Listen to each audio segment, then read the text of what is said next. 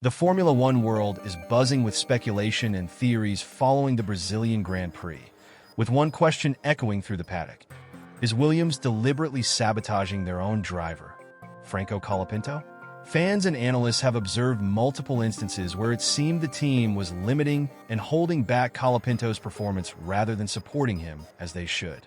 Radio instructions were confusing, strategic decisions appeared illogical, and the Argentine's undeniable talent was repeatedly overshadowed by questionable team choices.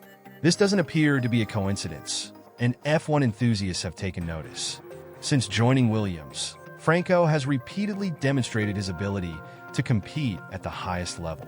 But when we see how he's forced to reduce speed in every turn, follow less efficient lines, and how pit stop strategies seem to work against him, the inevitable question arises: why would Williams do this?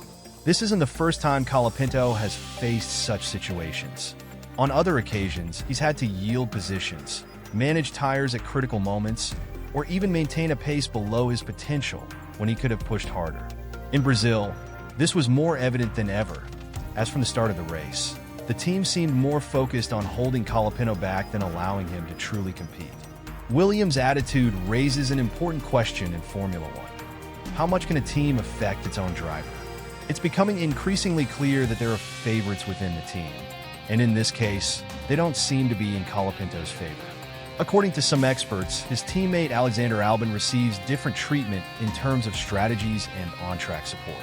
Williams' decisions with Albon tend to be riskier, while with Colapinto, they seem to prefer a conservative approach, thus limiting the potential of a driver who could deliver much more.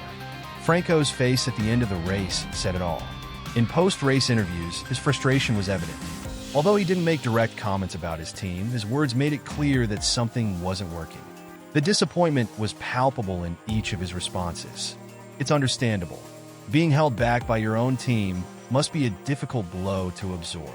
This situation isn't just a strategy error. Every detail seems to indicate something much deeper. Was it really a mistake, or are we witnessing sabotage on the track?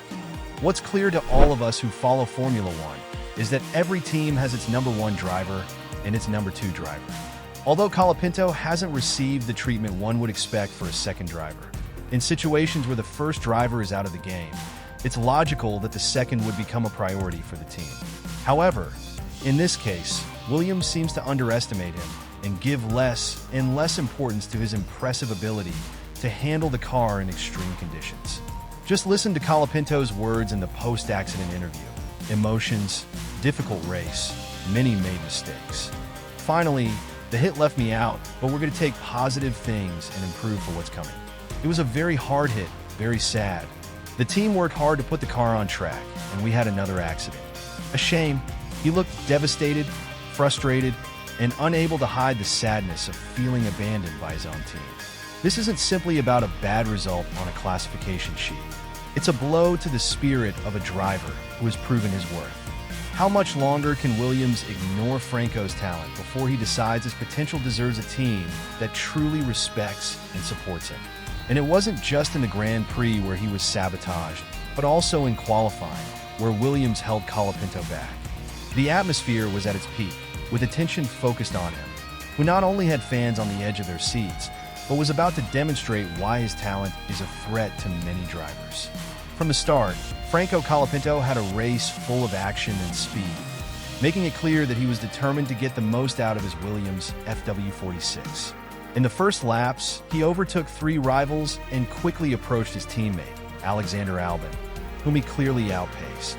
With each lap, Colapinto closed the gap, proving that despite being the rookie, he had superior performance to the more experienced driver. His skill on the track ignited the excitement of the fans, who were eager to see his maneuvers, especially when Franco overtook several rivals with great ability, showing that South American talent was more than present in Formula One and competing at the level of the best.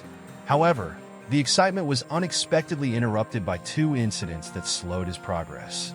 The first was an unfortunate clash with Nico Hülkenberg, which made him temporarily lose his position and disrupted his rhythm. Nevertheless, as expected, Colapinto quickly recovered and approached Albon again, seeming like he was going to overtake him without problems.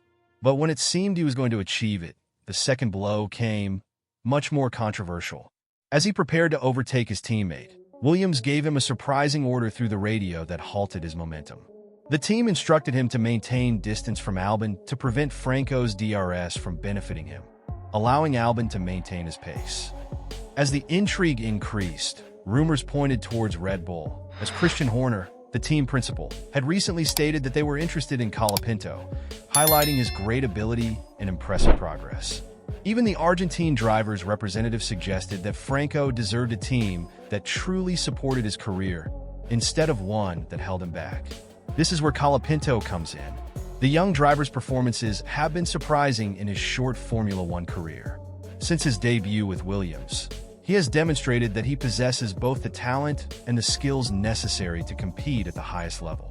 His performance on complicated circuits like Singapore, as well as his ability to score points in places like Azerbaijan and Austin, have highlighted his potential. This impressive performance has caught the attention of key figures within Red Bull, such as Helmut Marko and Christian Horner, who have begun to seriously consider his incorporation into the team. Moreover, there's something else at stake: the Latin American market. Thanks to Checo Perez, Red Bull has managed to attract the attention and support of sponsors in Latin America, especially in Mexico. Colapinto's arrival could offer an ideal transition, maintaining interest in the region and attracting new sponsors, particularly from Argentina. This would not only benefit Red Bull, but also Colapinto, who would become a key figure not only on the track, but also in the team's commercial development. But what's indisputable is that Colapinto has left everyone surprised since his arrival in Formula One. Franco has been a phenomenon on the circuit and a constant surprise for his rivals.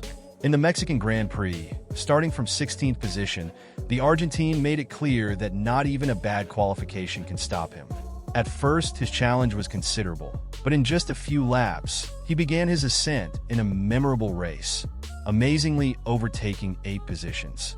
Each overtake was a demonstration of strategy, control, and courage, characteristics that distinguish him and make him one of the most promising drivers on the grid.